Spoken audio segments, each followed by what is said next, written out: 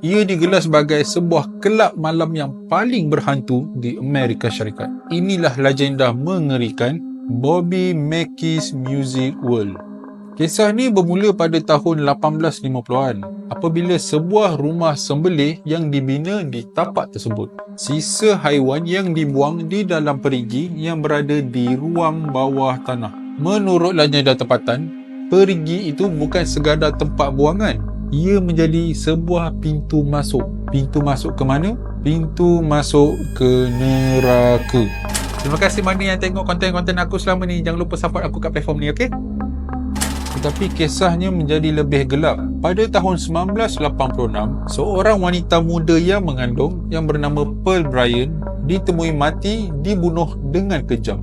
Kepalanya sehingga hari ini tidak pernah dijumpai. Pembunuhnya, Scott Jackson dan Alonzo Welling, dikatakan terlibat dalam ritual ilmu hitam. Sebelum dihukum gantung, mereka berikrar untuk kembali dan menghantui kawasan itu untuk selama-lamanya.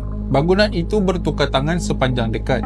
Ketika era larangan alkohol, ia dijadikan sebagai bar haram, kemudian menjadi kasino milik kumpulan Samsing. Keganasan berterusan. Menurut cerita tempatan, ada seorang penari yang bernama Johanna jatuh cinta dengan seorang penyanyi. Apabila ayah Johanna dapat tahu, ayah Johanna membunuh penyanyi tersebut. Disebabkan sedih dan frust, Johanna meracun dirinya sendiri di ruang bawah tanah. Ada yang percaya ratapan dan nyanyiannya masih lagi didengari sehingga ke hari ini.